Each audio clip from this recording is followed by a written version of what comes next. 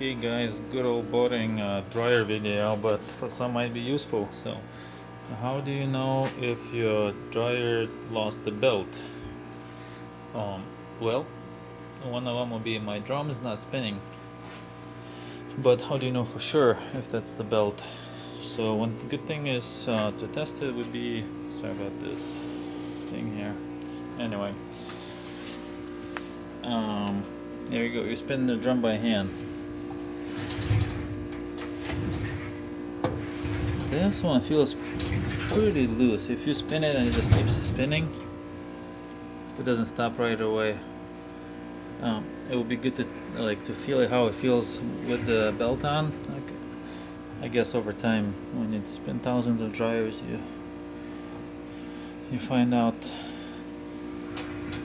you learn, I guess, how to how to sense it if it's on or off. But yeah, this one feels like it's the belt. Although it does feel a little tight. It could be a roll or two in addition. Another way to test it is press the button. I'm just gonna press with my knee and start it. There you go. You hear motor spinning? The belt's not spinning. There you go. We know it is definitely a belt. Why it broke? Good question. Belt could be old. Could be a pulley got stuck, especially if it was making tripping noise before. And usually means if it's like high-pitched chirping noise, that means the pulley is squeaking. Eventually it gets stuck and it cuts the belt off. So I'm gonna take it apart, test it all out. Probably need a new belt, maybe a pulley, and the rest looks good. So yep, don't forget there's a switch. Sometimes if it doesn't start, this little thing is broken, and if the door is not closed, it doesn't start. So just a little secret for you here. All right, let's open it up.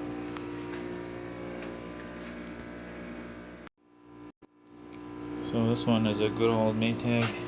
Just has these clips here. I usually use a screwdriver, press it in,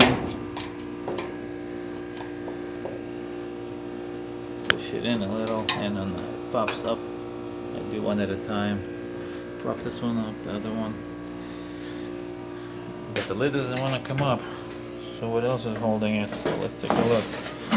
Oh, look, there's a couple screws here. Let's get these guys out. I'm sure I'll flip up. And here you go. Look, there's a line here where the belt used to be. Probably it's cut off and laying in there. So I'll get this guy open, and so we need to take these bolts out. Disconnect this guy. It'd be cool to unplug it from the wall so we don't get shocked. Let's do that too. That should have been done the first time. Sometimes if you flip this guy back too far, you can cut the cables off. But I'm feeling this one is resting on here, so it's not the case. But yeah, sometimes you don't want to flip this guy back too far. Alright, let's get these bolts out.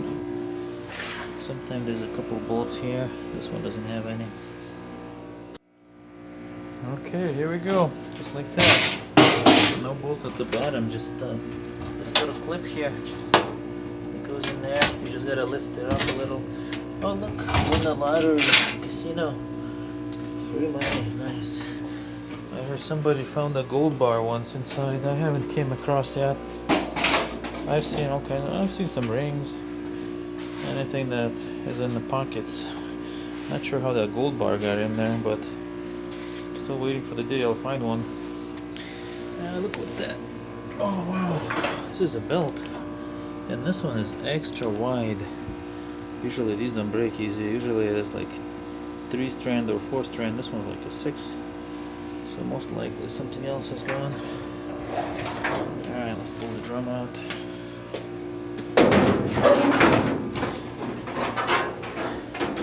And, huh. The drum came off easy. So let's see here. This pulley never goes bad. So, and it's here. Everything here is okay. This one's a little gunky. So, sometimes I just, if it doesn't spin freely, you can see a little bit of gunk there. I can just take them off, WD-40, clean off the shaft, put it back on, fine. So yeah, this one broke off, maybe got overloaded, the drum got stuck, cut the pulley off, the pulley cut the belt off. But yeah, this one is not often to break. The rest of the drum, it doesn't even look that old. Like usually if it's like cracking when you bend it this way, then it's old rubber. So yeah, good question why this belt got cut off. Also check the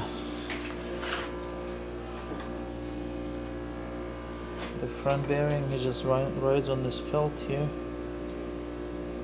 Doesn't look like it's worn off. Sometimes if it's really worn off, you can see it scraping the metal. So, alright, let's put the new belt on. I think we should be good. We'll clean up that pulley too. Not too much dust. This is the heater. There's a flame usually there when it runs. Well, usually, half the time, if everything is working. But yeah, if you see a lot of lint around the heater, eventually it can catch on fire. So, this one's not too bad.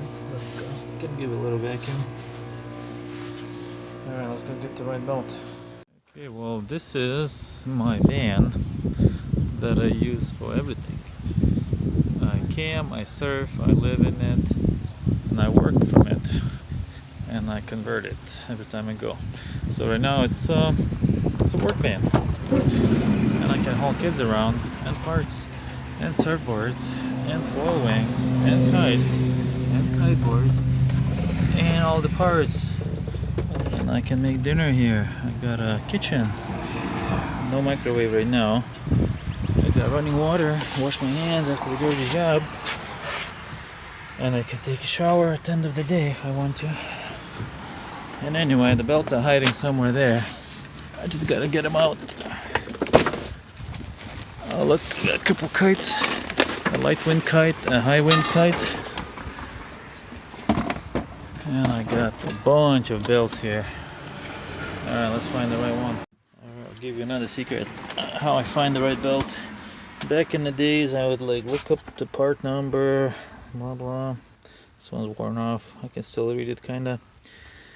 Yeah, and I have a bunch of bags with the part numbers. And I just dig through the pile of bags, which I still have a lot of bags with the dryer parts here. This is a dryer bin. I think the most bins I have is dryer,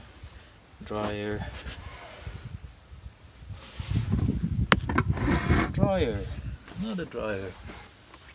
This is all dryer thermostats. This is dryer heaters. There's another dryer bin. Oh, the coil. Anyway, dryer is the most parts that I have. But yeah, I got sick of digging through the part numbers of the belts. Right now I just go by length. What I do is glue the belt together. I just go by the width. I glue it with the tape. And I take each belt that I have. And I just measure the length. There's so many different part numbers, but these belts are almost the same length. A little bit different, and most of the time it works. So it doesn't have to be exact part number on a belt, works just fine. So I can carry less belts, even though this is like hundreds of dollars in belts. Probably not gonna use some of them ever. Rare dryers, but I still carry them.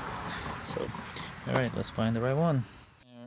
All right, a little bit hard to video it and do the thing, but yeah, a belt as good as new. Got my belt back. I know the length. I just gotta put it next to the other belt and make sure it's the right length. Okay, honestly, it takes longer to find the right belt, but here we go. I got one. This one might be just a tad stretched out. If it doesn't feel right on the pulley, I'll try another one, but if it feels like a pulley is too tight. So anyway, we got the right one, and I just find the part number and I order a new one. So that's it.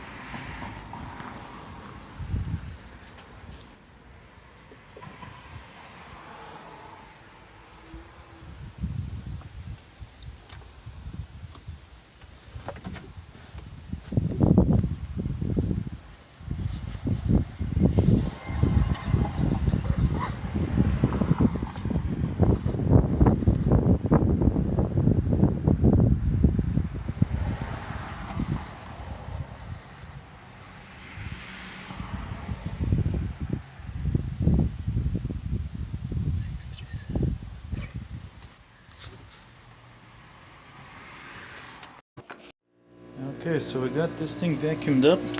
One thing not to do, don't vacuum inside the heater. The igniter is very brittle there, and sometimes people stick their vacuum in there and they break the igniter and then it's not heating. Got that happen before.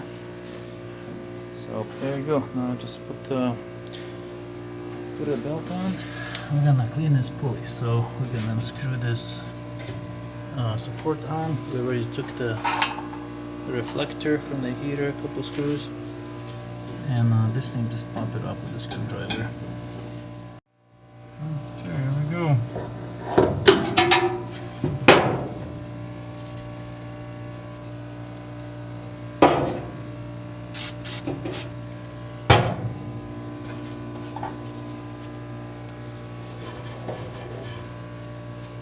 Ooh.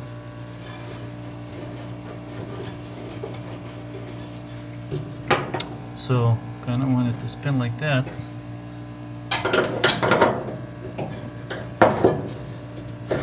There we go, a lot better. I'm gonna spray a little in there, run the napkin through the inside. So these are self-lubricating bearings.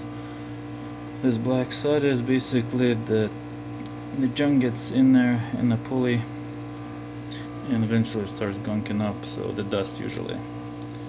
So yeah, you want it as clean as possible. Don't put oil in there, because that will be very temporary. It will start squeaking. The oil is actually not a thing that you put on these dry bearings. These are two different metals, and one of them is disintegrating little by little and it lubricates as it's spinning. So because it's high heat, the regular bearings don't work well because they're lubricated by oil. So these are dry bearings. Here you go. So run this guy through there.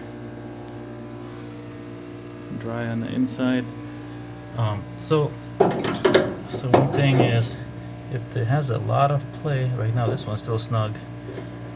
When they start like disintegrating, you see a lot of like crud under there. You know the bearing is already worn out. So this one I can tell is still totally fine. It was just getting a little slow to spin. I know the crud is starting to collect. Eventually it will start wearing down the bearing, or the wheel might get stuck. Replacing these, I always replace with the OEM, because sometimes the new ones are not round. You put a brand new from Amazon, brand new rollers, and they will give you more trouble than the old ones. So get the OEM, get the model number of the dryer, open the dryer door, there's a sticker there, get that off the sticker, call the appliance store or go to Sears Parts Direct, type in the model number, it will come up a diagram, parts list for your dryer, type in rollers or belt, whatever you need, get the part number, and you can buy right there at Sears Parts Direct, or you can shop online.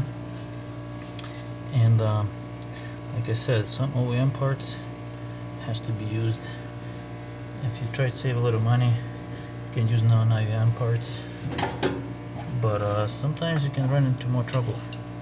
But some OEM parts are very expensive comparing to the non-OEM, so yep, you can try both ways, find out for yourself what works. Alright, time to put it back together. Here's another tip. So when you pull the drum out, always make sure you put it in the same way. Some dryers, they have felt on both ends and you can't tell which is which. This one is different. This is plastic on this side, so I can't flip it around. sometimes the belt is not exactly in the middle. It can be, if you put your drum back in, you put the belt and you see that the belt is not sitting exactly on the old line, most likely you flip the drum around and it might be fine, but sometimes the way they're shaped, it might get really bouncy. So I would definitely recommend putting the drum exactly how you pulled it out. And easy way to do that is when you remove it, don't turn it around. Don't carry it all around the house.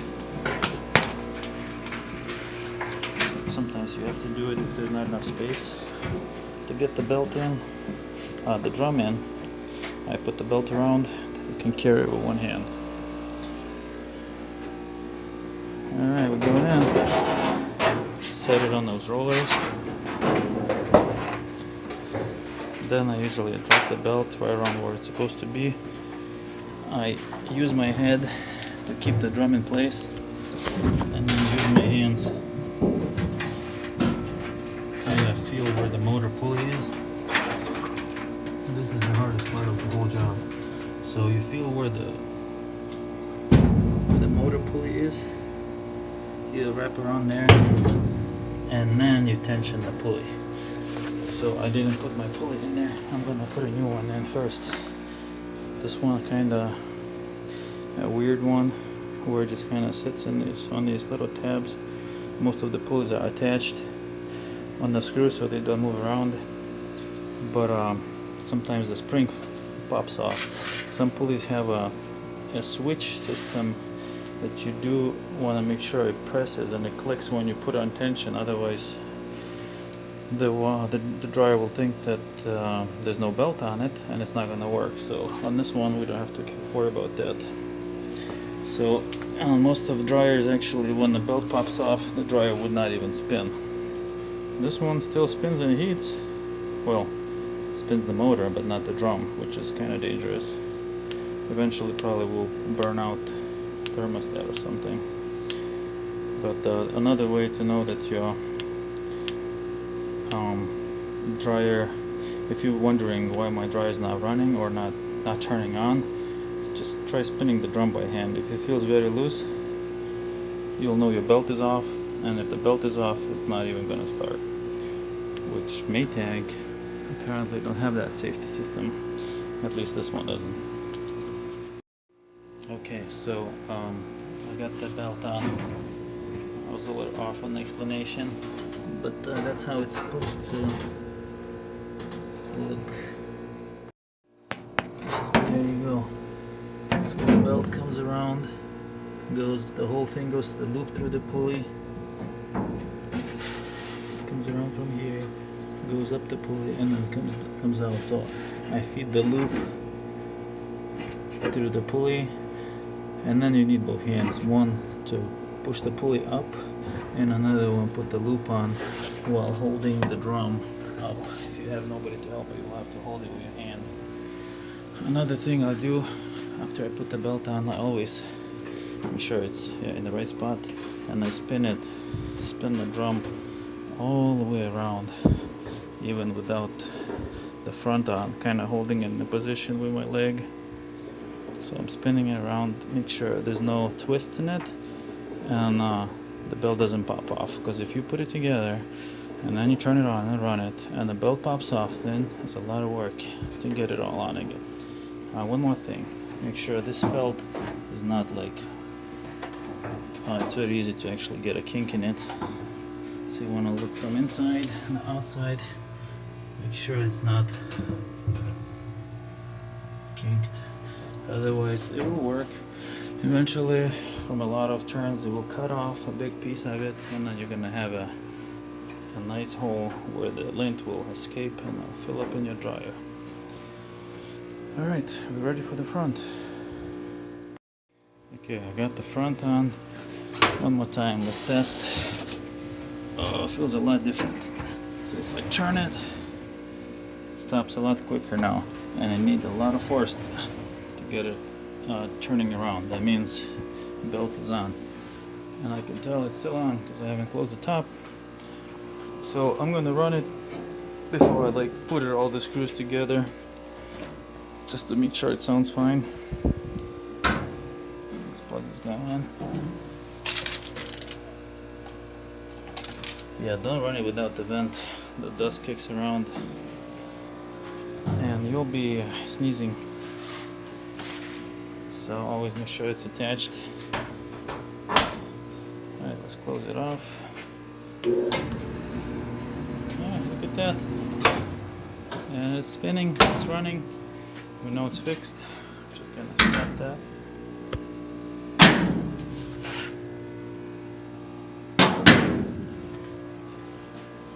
Last couple screws. And here you go, dry as new. Thanks for watching, guys. Take care.